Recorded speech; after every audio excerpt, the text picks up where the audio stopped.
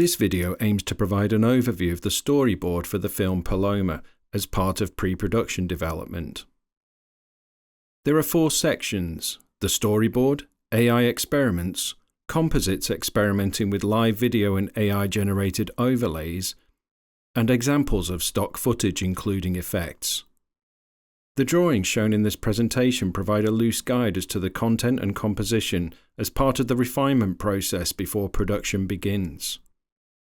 Each drawing represents a single scene, but can also represent a collection of scenes used to describe that particular part of the story. Paloma is a feature-length film of around 60 to 75 minutes. The synopsis is as follows. In the mid-24th century, a man living a solitary life in a post-apocalyptic land finds a message from a mysterious woman that will change his life forever. So let's get into how the film will start. Here are 2 options for the production logo, or studio logo as they are known.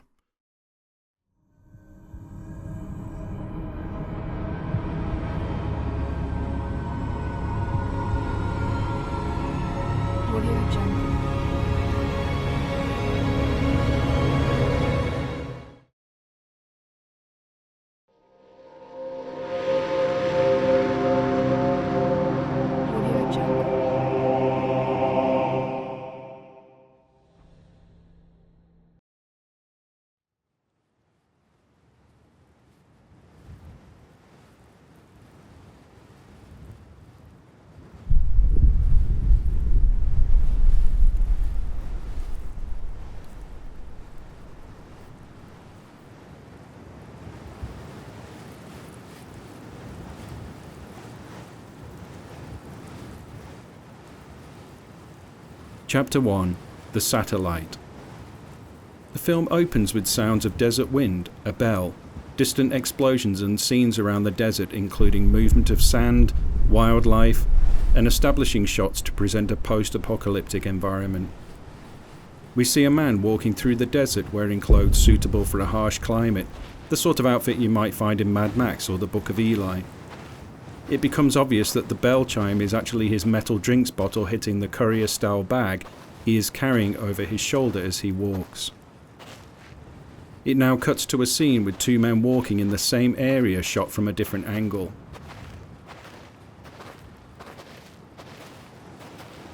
We now return to follow the first man as a static shot or close-up handheld shot. He places his drinks bottle into the sand. Now, with just the sound of the wind in the background, one of the 2 men approaches the man walking alone. The 2 men shake hands and begin to talk.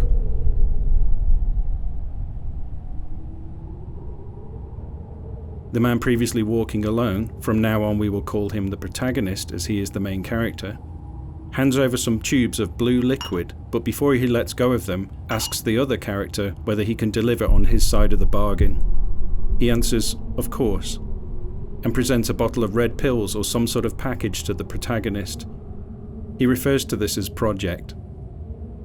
An alarm is triggered on a handheld device. The device's voice synthesizer explains there is an object approaching on the horizon at high velocity, descending from high altitude. This is likely a satellite, and here the specific name of the satellite will be given, and that caution is advised regarding a sonic boom and potential falling debris. We then see a visual of the falling satellite as it continues to arc across the sky in a fireball. This will be represented using purchased visual effects. During the fireball's flight across the sky, the 3rd man joins them, and they discuss how space debris is falling from the sky with greater frequency. The satellite crashes in the far distance. This takes place off camera, but we do hear the explosion. Then the scene fades to black.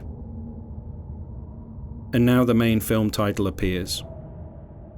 The next scene shows the protagonist collecting items buried in the desert using his handheld device to detect them and placing them in his courier bag. In the background are the ruins of a city.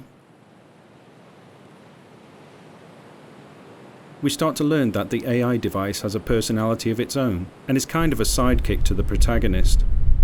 This is in a similar way to the AI computer in the film Moon, or the dog in the 1973 film A Boy and His Dog. Over time, we learn that the device has a sense of humour and helps the protagonist not to take himself too seriously.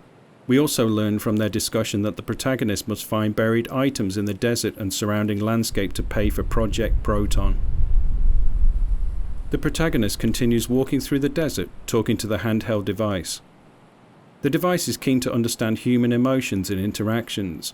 This is how we learn little by little about how the protagonist arrived in the dead zone, and learn more about this inhospitable land.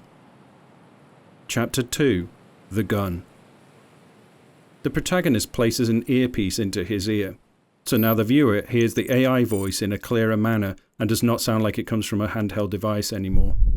The screen on the device is sometimes shown to the viewer and displays a voice wave, diagrams and emoticons depending on the circumstances. In these scenes we see how the protagonist lives, where he lives, how he eats, including his food sources, drinks, including how he purifies the water, and how it is possible to survive in this post-apocalyptic desert. We then see how he uses his spare time to work on a companion for the existing AI device to talk to. This is part experiment, and partly because he's also becoming tired of the AI device constantly asking questions. This introduces a little humour to the story. The device is created from components found in the dead zone. It is also important to note that the AI device only understands what the protagonist taught it, hence the never-ending questions. We find out that the device is made from the components of an old object locator known as an oblock. From these discussions we also understand that the protagonist seeks meaning to his regimented existence and fragile reliance on the traders, but is afraid of the perils of pursuing change. This will all change later in the story. The oblock asks about the blue liquid he gave to the two men. This is Project Blue, a recipe for synthetic psychoactive substances made from chemicals found in pharmaceutical labs amongst the ruins of cities in the dead zone. These chemicals eventually cause blood poisoning and death. The oblock asks why humans would want to take a substance knowing that it will ultimately lead to death, and why the protagonist would make a substance that he knows would eventually cause addiction and destruction of life. This is an uncomfortable discussion. He explains that options are becoming seriously limited. He must travel further to find items to trade, and with this comes greater danger. He needs to create Project Blue to buy Project Proton, and we find out that this is a top-secret medicine in pill and injection form designed to reduce and minimize the effects of radiation. Project Proton was designed and developed to allow the wealthy to live in the dead zone, and it is incredibly expensive. It is regularly stolen by desert traders, allowing those who wish to escape the cities to live a more peaceful life for as long as they can, but supplies are limited. The oblock and protagonist engage in a lengthy discussion about this moral dilemma and the origins of Project Proton. The oblock also inquires as to where the constant sounds of gunfire are coming from. These are the sounds of government agencies tracking down and killing the dead zone dwellers because they are using stolen Project Proton. In the next scene, we see more destroyed buildings from the two nuclear wars that occurred. The protagonist is under pressure to take greater risks by exploring new regions to find tradable items such as electronics, chemicals, or nostalgic items such as books. These are traded for Project Proton. As they are searching, the oblock communicates that there is a box with a metal item inside in the ground nearby. The protagonist digs down to find the box, opens it and discovers an old gun from the late 21st century, preserved in excellent condition. He decides to see if it's still working and fires it. The kick from the gun throws him backwards and he falls to the ground. The noise from the gun attracts some attention from someone a couple of miles away. A woman watches him through binoculars, and as he finishes his mission to find more items to trade in the desert, she is curious to know more about him and follows him back to his shelter. Chapter 3: The Message. In these scenes we see a mixture of the view through binoculars as he's being watched and close-up shots of the protagonist going about his daily tasks. The woman wants to communicate with the protagonist but is unsure whether she can trust him, so decides to write a message with a map, place it in a bottle and bury it where it may be discovered. She's leaving the decision to fate, and it provides some kind of test of commitment. So that night she buries the message in a bottle nearby and leaves some stones over the top in an unusual pattern. 2 weeks later we see the protagonist searching the desert again. In communication with the oblock, we understand that whilst his current find, i.e. the gun, is valuable, the overall lack of treasure, as it were, is creating an increase in the sense of desperation.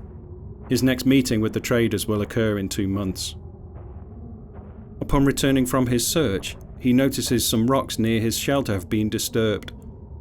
The oblong confirms there is something buried beneath them.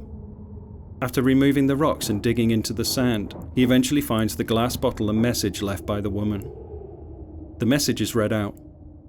The woman explains a little of her life and her journey in a kind of poetic prose.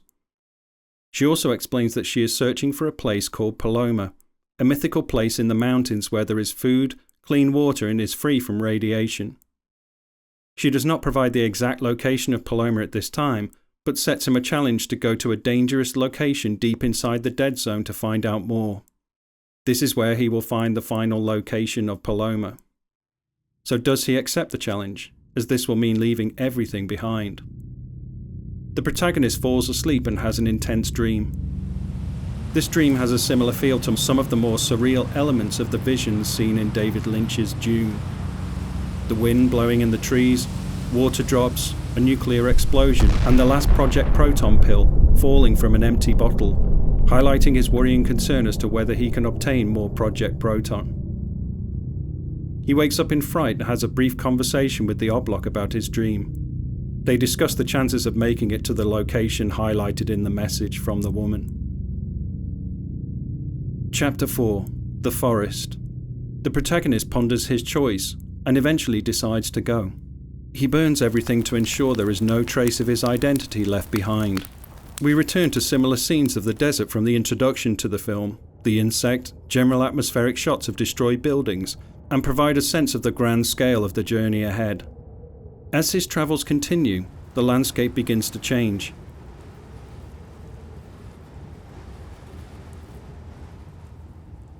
He eventually arrives at a forest area and encounters a sign indicating that this is a former military weapons testing area. Cautiously continuing the journey, he encounters a shelter within the forest itself. Venturing inside, he takes out the gun to defend himself and encounters a man living within the shelter. After brief interrogation, he realizes that this person does not pose a danger. They engage in a conversation about the dead zone and the mysterious woman who left the message. It seems that the mysterious woman has already visited the old man. They discuss Paloma, the protagonist himself, and the challenge she had set. We also find out more about her. They both study the map that she gave the protagonist and discuss the location he must travel to. The next day, the protagonist leaves the shelter in the forest and continues on his way. As he does, he sees conflict between the dead zone inhabitants in the distance, indicating that he is now in increasing danger. Chapter 5. The Shelter. At this point, the search is on for the next message, hidden along the way to Paloma. The further away from the shelter and the conflict that they get, the more beautiful the scenery becomes, and the decision to leave everything behind feels increasingly the right thing to do. It is still unclear whether Paloma is a real place or actually exists in any form. As they continue, the protagonist and oblong are searching but cannot find the next map. This leads to a time of some despair until they both realize that the message was more cryptic than they first realized. The answer is hidden next to a nearby river. The second message reveals the location of the mythical place called Paloma. As the journey continues into the mountains, he is surrounded by more and more beauty and tranquility. His new discoveries lead to discussions with the oblong about the importance of nature. Eventually, he reaches the coordinates given in the message. It is actually an abandoned fallout shelter from the late 21st century, designed to ensure the safety of world leaders in the event of a large-scale nuclear war. In the final production, we will see much more detail and exploration of Paloma. The protagonist looks for the mysterious woman, but she cannot be found. Finally, he finds a journal within Paloma. These contain the notes that she made on her own journey. The mysterious woman had made it to Paloma, but had run out of Project Proton some time ago. With no option, she had to continue on in the hope that she could find a solution to the radiation poisoning. She explains how she briefly survived at Paloma, but one day she would descend to the river in the valley below to swim out to sea and would not return. This part of the story may change, so the reason for her disappearance may change in the final production.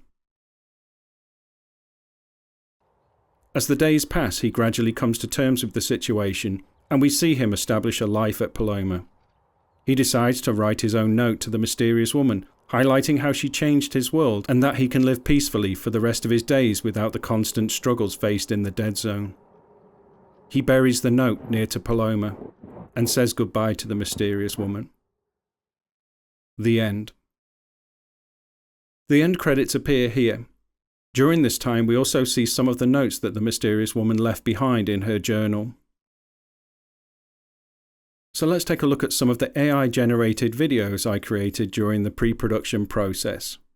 Here we see a selection of desert clips including sand dunes and the insect crawling on sand as described in the story. I was originally intending to create the entire film from AI-generated clips, but there are still so many challenges maintaining character consistency and backgrounds that it makes it very difficult to do this. It may be possible to combine AI clips with live action. I even considered using animated stills similar to the storyboard drawings in the same way that the film La Jetée, a film created in 1962, uses photographs to tell a story. Here we see some clips of the destroyed buildings, plus the initial meeting between the protagonist and Project Proton dealer in the first chapter.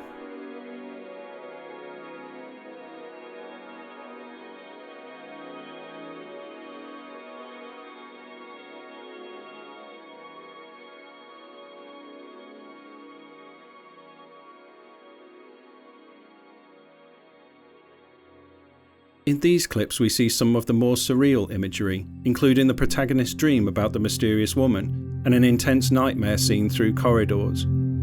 These could be used in dream sequences and also to show more of the desert scenes.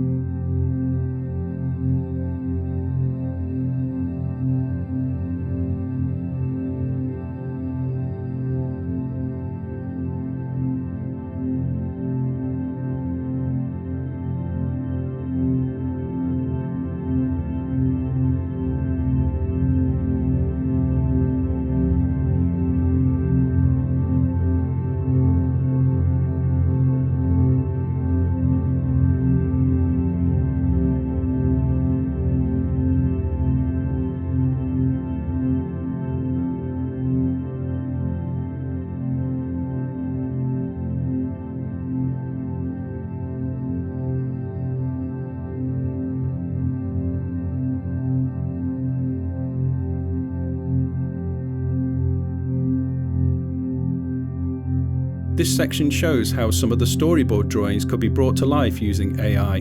The quality and accuracy of these vary considerably.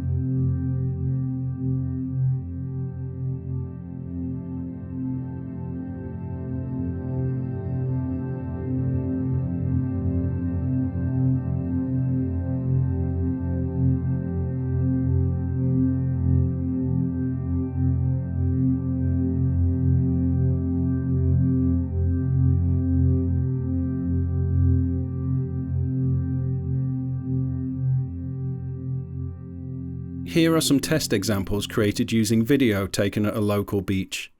When the tide goes out, it kind of looks like a desert. Structures and other scenery are composited to produce a post-apocalyptic feel. For many of the shots, they will need to be static. Some shots may use camera tracking and limited AI-generated scenery, or even 3D objects in some cases.